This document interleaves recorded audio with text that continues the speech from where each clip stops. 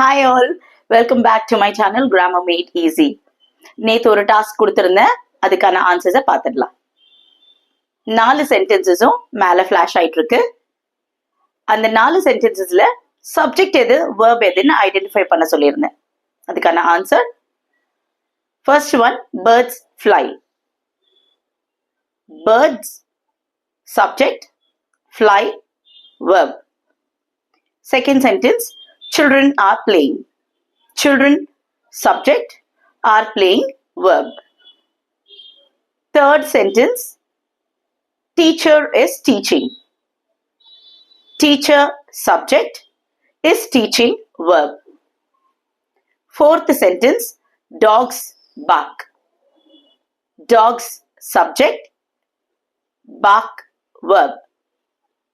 இந்த டாஸ்கை நீங்க கரெக்டா பண்ணியிருந்தீங்கன்னா உங்களுக்கு சப்ஜெக்ட் அண்ட் வேர்ப் ஐடென்டிஃபிகேஷன் பர்ஃபெக்டா வருதுன்னு அர்த்தம்.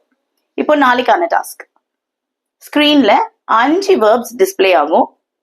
இந்த 5 வேர்ப்ஸுக்கும் பாஸ்ட் ஃபார்மை நோட் பண்ணி வைங்க. இதுக்கான ஆன்சரை நம்ம நாளைக்கு பார்க்கலாம். இதுதான் நீங்க என்னுடைய சேனலை ஃபர்ஸ்ட் டைம் பார்க்குறீங்கன்னா மறக்காம என்னுடைய சேனலை சப்ஸ்கிரைப் பண்ணுங்க. உங்க ஃப்ரெண்ட்ஸ் அண்ட் ஃபேமிலிக்கு ஷேர் பண்ணுங்க. Thank you.